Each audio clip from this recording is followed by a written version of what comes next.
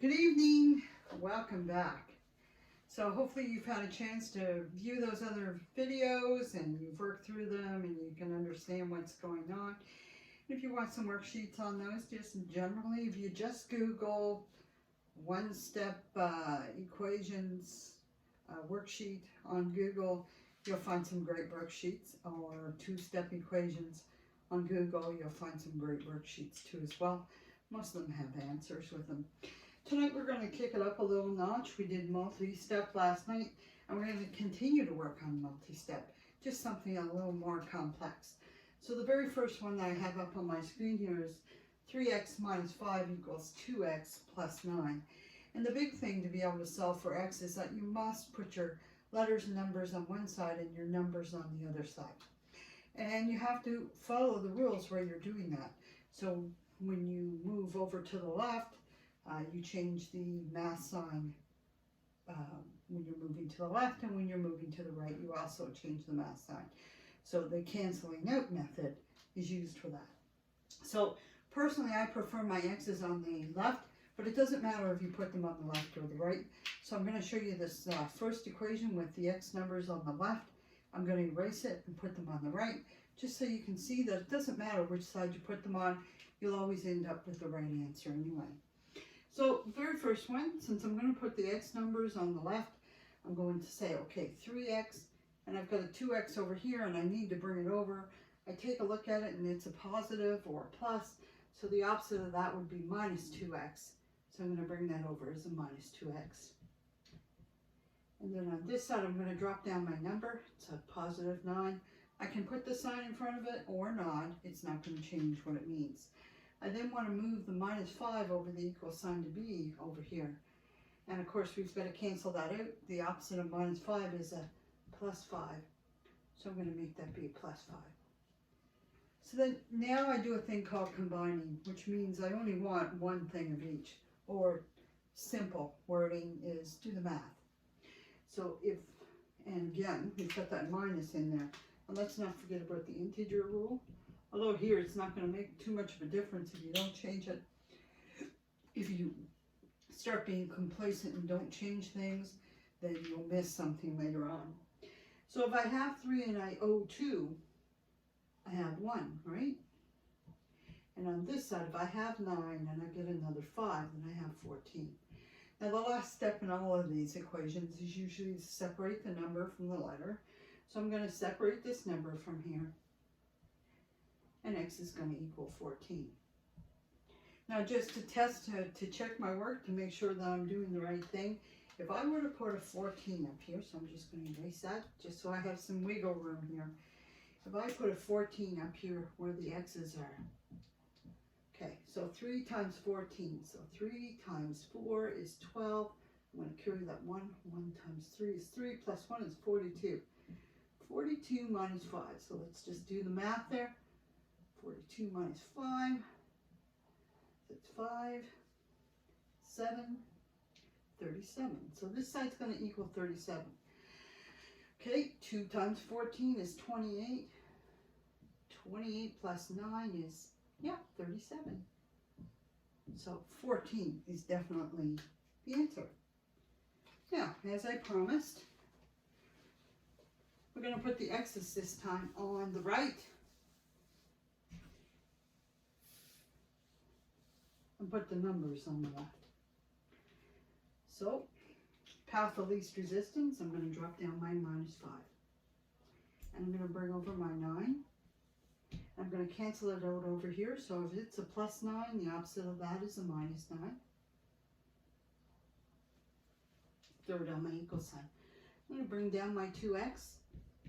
Take a look at my 3x, and that's a positive 3x, so the opposite of 3x is minus 3x, so that's what I'm going to do over here, minus 3x. Okay, so now I've got a bunch of minuses in there, so I need to change those. The rule is when you see a minus in between numbers, you change it to a plus, change the integer sign of the next number. Change it to a plus, change the integer sign of the next number. Okay, so this time I owe 5 and I owe another 9, so I owe 14.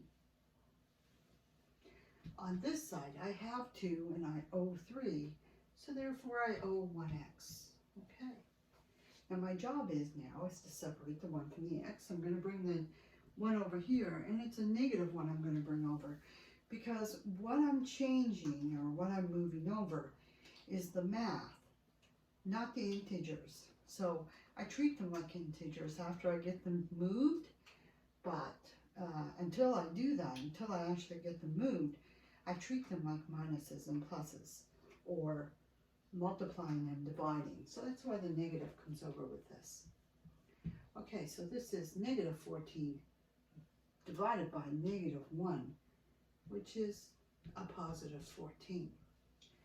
So again, there for a little bit, it looked like things were going to be incredibly different, but at the end, where it matters, it is always the correct answer.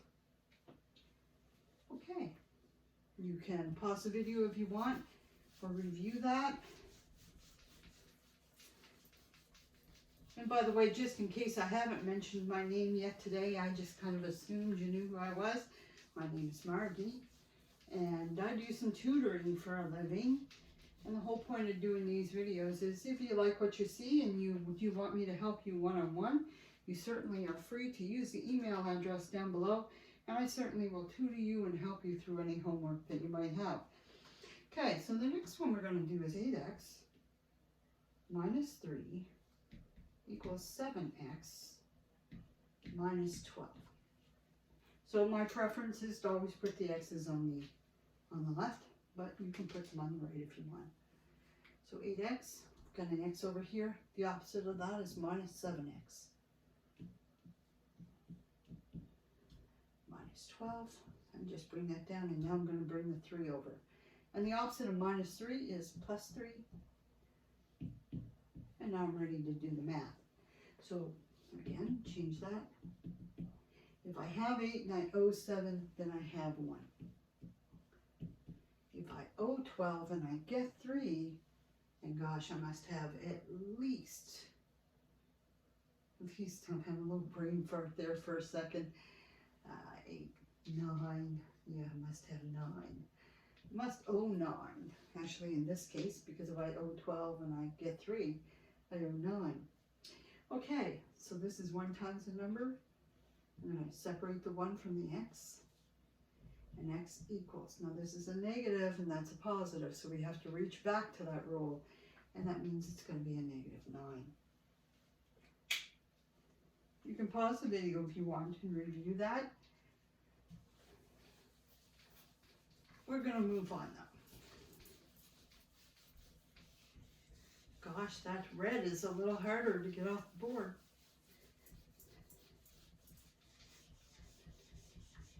So I'm going to have to perhaps abstain from using the red too much. Okay, just looking to see if I have anything else that's as complex or more difficult to actually do. My toolkit here.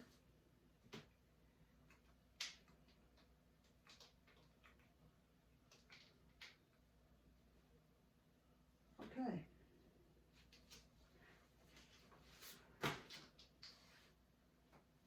We're going to do this one. And this will be our last one for tonight.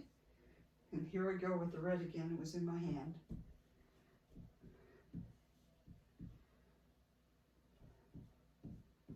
So it looks like we're going to have all positives. So this time again, I'm glad you agree. 10x, I'm going to bring the 9x over. So again, I'm going to switch that 9x to minus 9x. It's going to be 11. Got to cancel it, that 3. Okay. I've got minuses there, so I need to change those.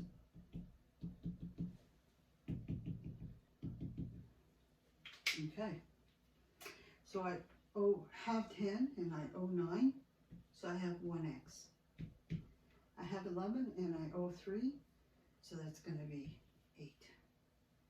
Okay, I'm going to separate that 1 from the x, so x is going to equal 8. Now again, if I'm not too sure that I've got the right answer, I can come up here and try to